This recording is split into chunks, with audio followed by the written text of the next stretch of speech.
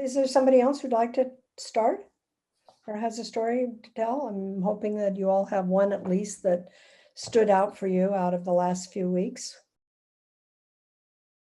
Now, Indigo is young. He's just turned 9 like a few weeks ago. So he's kind of young for this pilot study.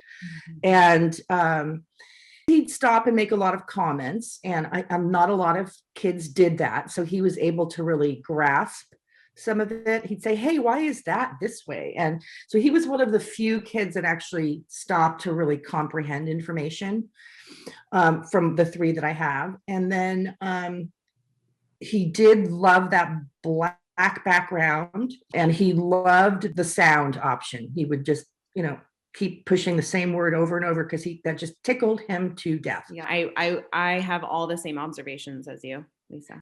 And then I do have the other student that I could chime in about if now is the time. Ava, she is a 5th grader.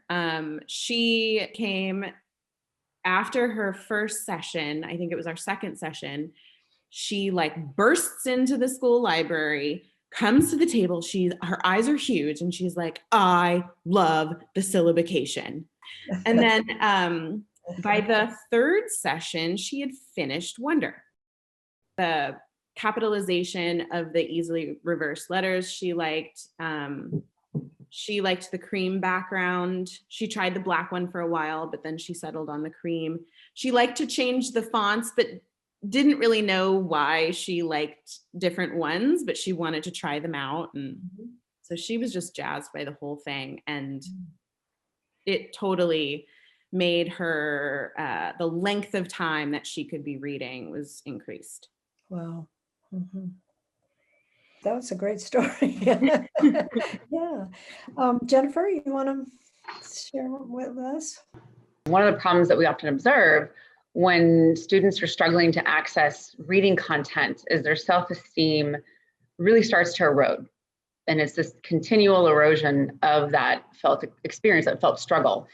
And so I'm really looking for what is this doing not only for their reading, but I want to know what it's doing to their self-esteem and their motivation and their drive to read. Because if you can tap into that, I believe then you can tap into a much deeper learning. And so with that, I've been working with 2 students, and one of my students who is profoundly dyslexic, there has been a big shift in his experience in reading when reading this with this app. And specifically the touch word with the speaker has really allowed him to increase his comprehension and fluency. He's like, oh, I can read a chapter in 20 minutes. This is great. And he is so quick with the commands and his thumbs, and he's so excited. He's excited to read. He feels like there is no longer a roadblock in reading. So, Pat, I'm just hoping he can use something like this in high school, actually, is my hope. The second student that I've been working with, she's a younger student. Self-esteem is non-existent. And I get a little choked up with this because she's made such a turnaround. And this was observed probably after our 3rd session. And so she had to turn on the black background with the white colored text. And she's reading it, and then she's connecting to the characters in Charlotte's Web, and she's so excited. And she can now do this as a much more independent reader. And she was almost in tears the first time she did it. And so that's the transformational experience that I am so grateful for, because now we have readers that want to read.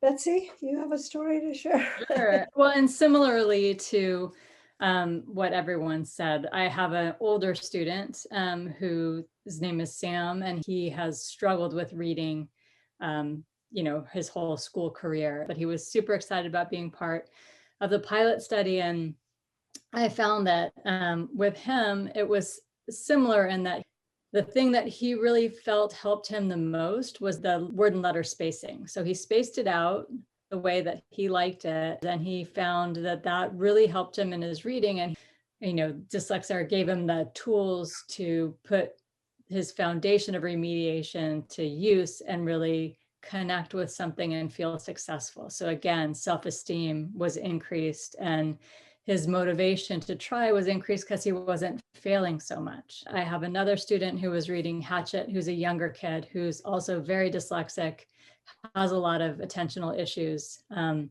he, wanted to look up some words and wanted to really talk about the story, which is unusual for him because he, again, is a kid who reading is so difficult. He doesn't connect with the stories that he reads, usually just wants to be done. But he was really, it allowed him to connect with the story more and to spend more of his cognitive energy understanding what was going on and on comprehension rather than the hard work of decoding.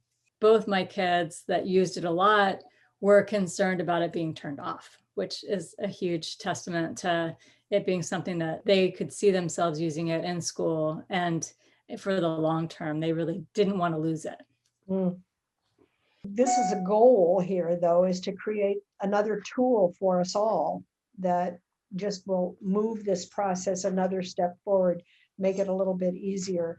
It won't solve the problem. It's not going to make it go away, but it's another tool along the way. And if it makes the process, like some of the stories we've heard today, just even creating enough excitement that somebody wants to try to read, that's pretty spectacular. That makes me go to bed tonight happy.